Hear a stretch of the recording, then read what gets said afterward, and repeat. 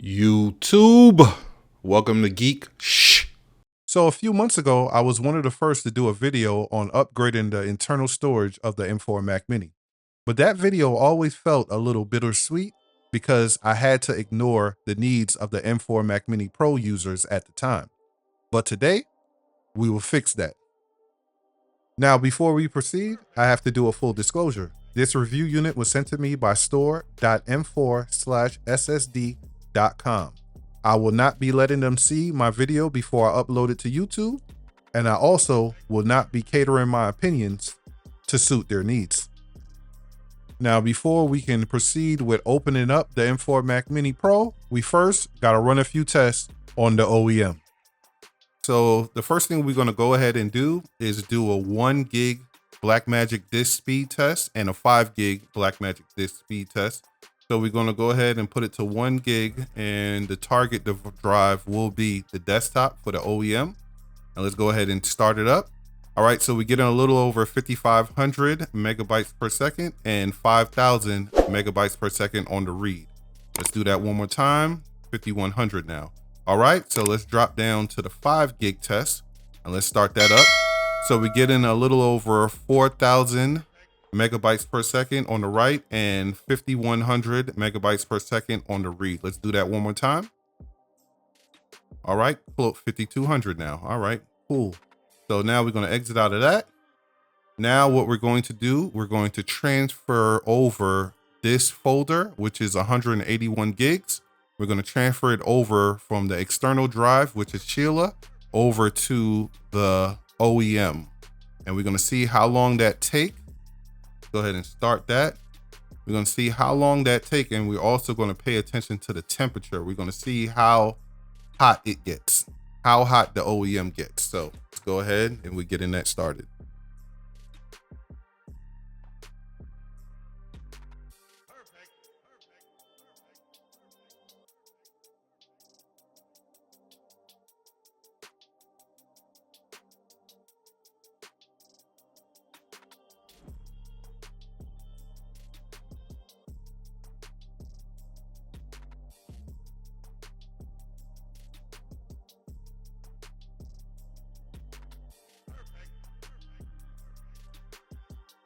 All right, so that took about 2 minutes and 45 seconds, and you saw the temperature jump all the way up to about 66 degrees Celsius. Right, and what we're gonna go ahead and do now is a quick time machine backup of our system so we can restore it without any problems. So I'm gonna do that now.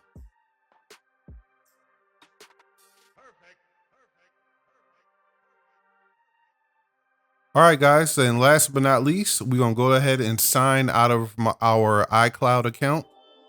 And the reason why we're doing this, so there's no issues when we go ahead and switch out the hard drive. Don't worry, you'll be able to sign back in later on. All right, so on my last internal upgrade storage video, people were saying in the comments that I need to go ahead and start using the anti-static wristband. Now, first and foremost, I just gotta let y'all know that would never happen on this channel. This channel is about Geekshhh, not Nerdshhh. So, but it's a lot of truth to what they were saying. So this time around, I'm going to be using some plastic gloves. The next thing that I have to recommend for people out there to get is this magnetic tray. This is great for when we're, unscrewing, for the screws that we unscrew. We could go ahead and put it in here and we got to worry about trying to find it later on. This is amazing. And in the future, when you're not using it for anything computer related, you could do it for any automotive task. This is a great little dish to hold your nuts and bolts. So I highly recommend this as well. Now, this is the most important. They do provide you with a toolkit, and I really appreciate that. But I really suggest people to go out there and get yourself an iFixit kit. People have reported in the past that they end up ripping the threads of the screws because they was using such a low quality screwdriver. So I highly suggest getting yourself one of those iFixit kits. So it's higher quality, it's going to last, it's going to work, and you're not going to have to worry about ripping any screws. So that's just my suggestion. Anyway, let's proceed. All right, guys. So I'm going to use, so we're going to use the little squeegee that comes with them. You want to go the opposite side of the power button. So we're going to go over here. Try to squeeze it on.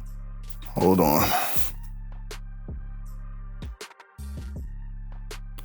See where we could get in at. All right, right here on the side. I could get in kind of there. All right, so I'm in. Hope y'all was able to see that. And kind of push it up on the sides. All right. Don't really need that no more. Go all the way around. Okay, all the way around and closer to the power button. Now the power button got a cable, so be very careful. All right, so now that's out. Now, you can kind of see this is dusty, which is crazy because I ain't had this for too long. So all y'all that think y'all don't want to open up your M4 Mac Mini or your M4 Mac Mini Pro, think again because it's going to get dusty. Anyway, right now we got to use T5. So we're going to use the T5 bit for these T5 screws. So let's go ahead and take these out. Yeah, because you're going to have to open it up to dust it out. Your M4 Mac Mini, M4 Mac Mini Pro, sooner or later you're going to have to open it up to dust it out. There's no way around that.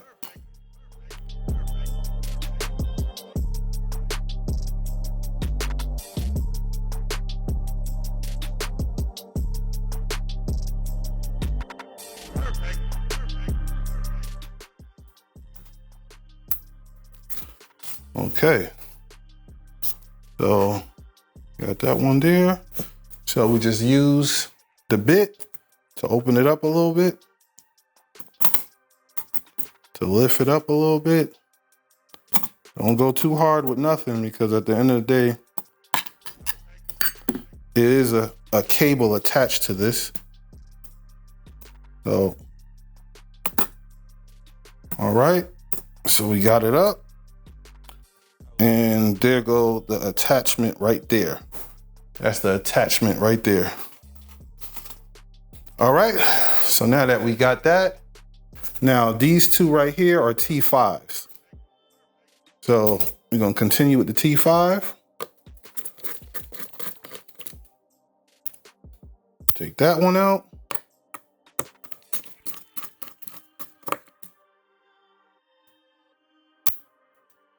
All right, and now we got to switch to T3 for these two. We got to switch to T3.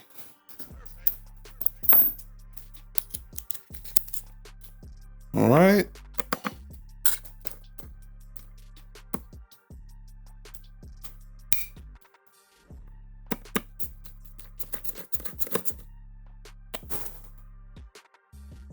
All right, so now that we got that done, we just gonna move it a little bit. Push it off to the side just a little bit. That's the cable it's attached to, so just be real gentle with it. And now this is the T8 right here.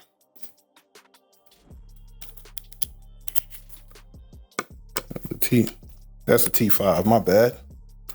All right, grab the T8, put it in there, unscrew it, put it to the side for a second. Then we're gonna go back to the T3. And with the T3, we're gonna push it in the little hole right here so we could pull it out. All right, and we got it out. Nice, plain and simple. All right. Damn, mine got stuck to the side for a little bit. Hold on, let me turn things around.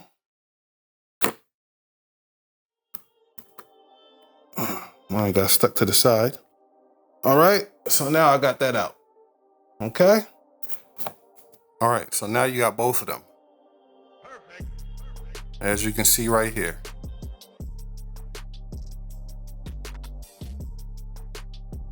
So on the left is the OEM. On the right is the third-party storage. On the right, third-party storage. As you can see, on the left is the OEM. Now it's covered up right here with a little, from what I understand, this is a thermal pad that is covered up over here on the left. Now you flip it around on the other side.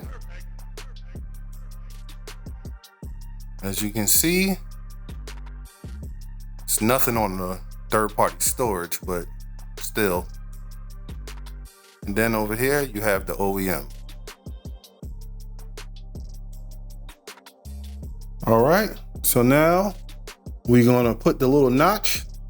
It's a little square, it's a little triangle right here, letting you know this is where the notch is. So let's go ahead and put that in.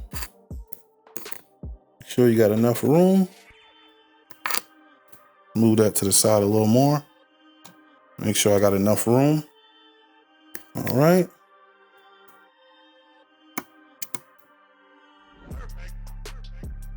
Okay. All right. Make sure it's in there. Now we're gonna pull out the T8 and put that T8 screw back in there.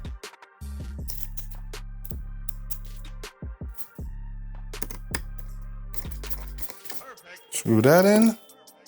Now push this, pull this back in place where it needs to be. All right, so we're gonna do the T3 first.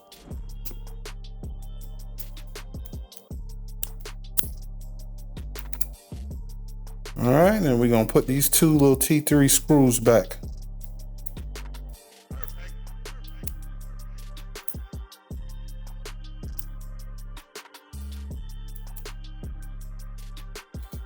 All right.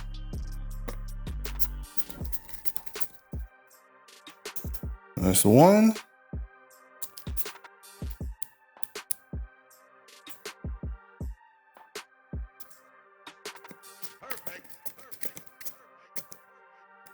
Two. Then it's going to be T5 for the rest. For everything else, it's going to be T5.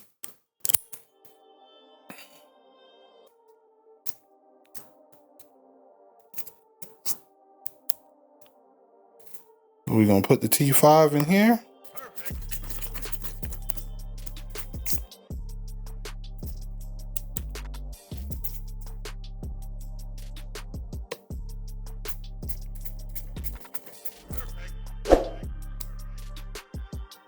All right.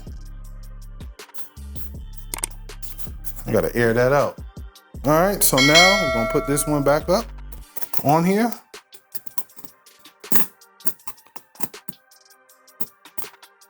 All right, lay it in place. All right, so the rest are all T5 screws.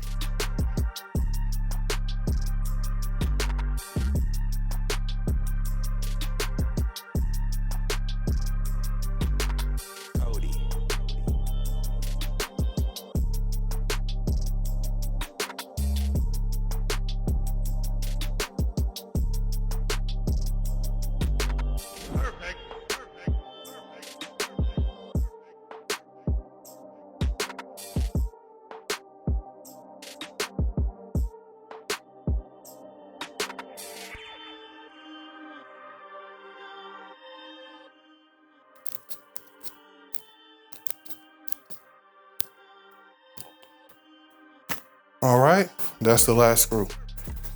Damn, I gotta air this out. Anyway, put that back on there, snap it into place.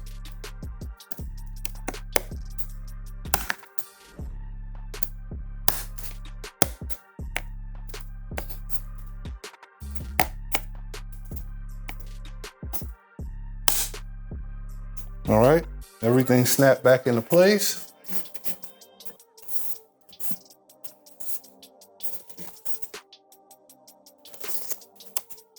All right, we good to go. All right, guys, so this is what we're gonna do here. What we're gonna do first, we're gonna plug in, I'm gonna use a regular USB-C braided cable that come with the iPhone. I'm gonna use that. Make sure you plug it into the middle Thunderbolt 5 port, none of the other ones, just the middle one that has the lightning sign at the top. Plug that in there. Then we're gonna go ahead and plug in the HDMI cable. I'm gonna plug that one in. Then we're gonna go ahead and plug in the Ethernet cable. You don't have to do that, but I'm going to do it. And then before we plug in the power cable, we're gonna just press and hold the power button. So we're gonna press and hold the power button before we plug in that cable. So I'm pressing and holding it, and I'm plugging in the cable. All right. And something popped up, said allow accessory to connect. Press allow. And that should be flashing amber. And it's flashing amber. Just so y'all can see, flashing amber. All right. So that's DFU mode. So what we're gonna do is we're gonna go ahead and press Restore Mac. So it's gonna say restore and update. Yes, sir. All right, now this shouldn't take that long, but you know, you never know. 16.88 gigs.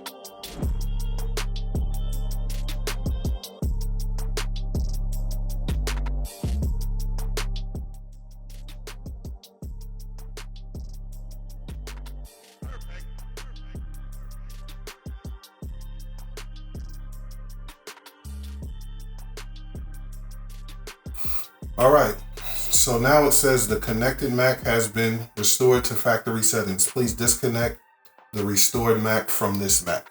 All right, so let's go ahead and disconnect it. That took a long time.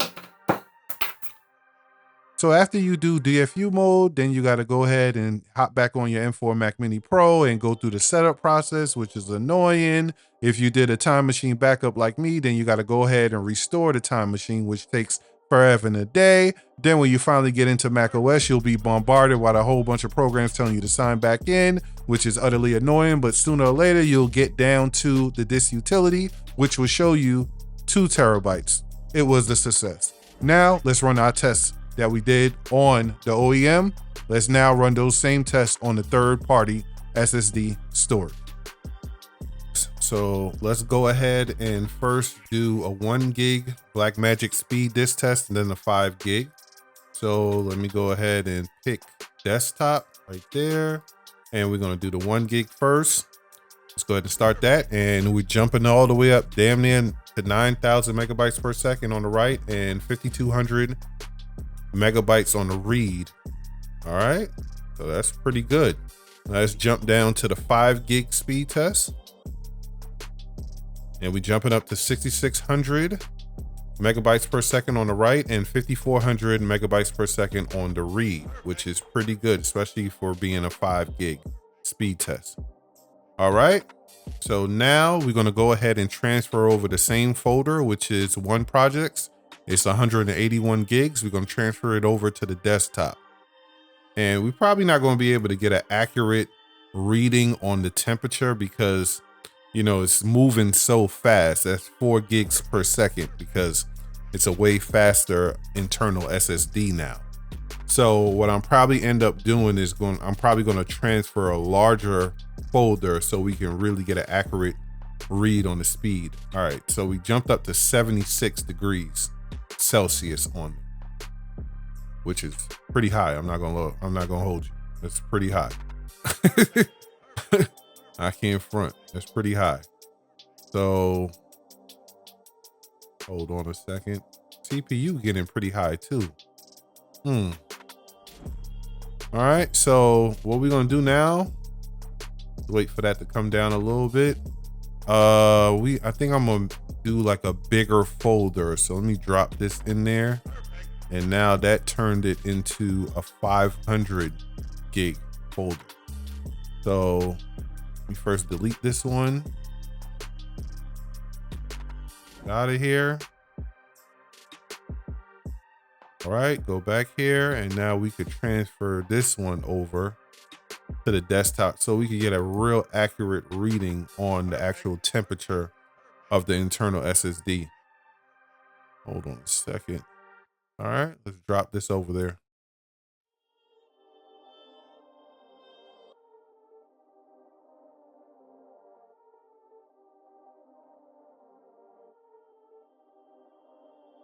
Perfect.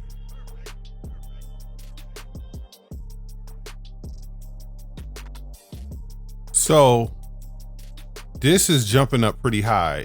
Even the CPU is jumping up high. 121 degrees is that's kind of out there. I just heard the fan kick on the actual M4 Mac Mini Pro for a second there.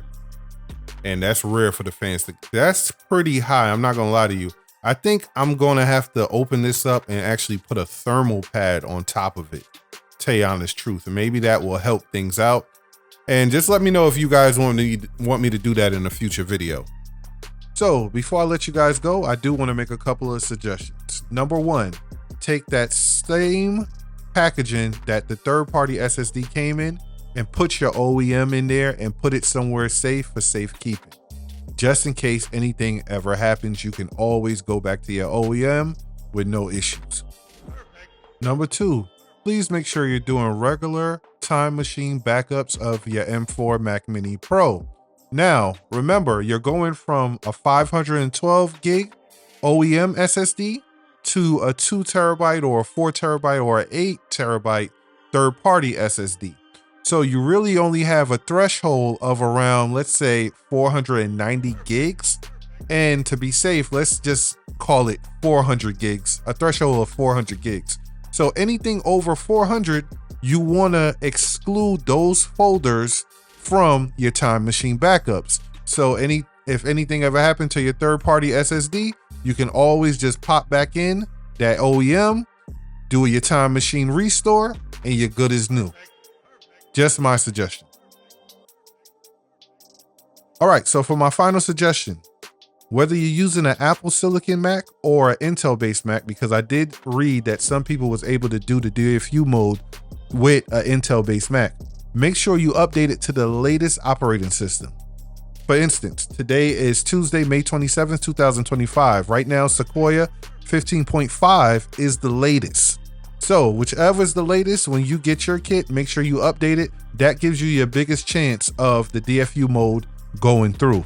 Also, if you do not have another Mac computer, when you purchase it from the website that's in the description, you do get a free DFU kit with that. So with that DFU kit, you can go ahead and use Windows to go ahead and do the DFU mode. Now, I will link in the description a YouTube video of a guy that was some Asian guy that did it. He went through the whole process on Windows. You can follow it. He dubbed it in English so you can understand, and you could just use that video if you have to go the route of using Windows. So anyway, that's the end of that. All right, so my next video will be on Android head units. It's so much to unpack when it comes to these units, and I know a lot of people have a lot of questions about them. Hopefully I could go ahead and answer them for you. So please look out for it coming to you next week. Once again, my name is DeMarco Payne for Geekshhh. Please like, comment, and subscribe. And last but not least, may the good news be yours.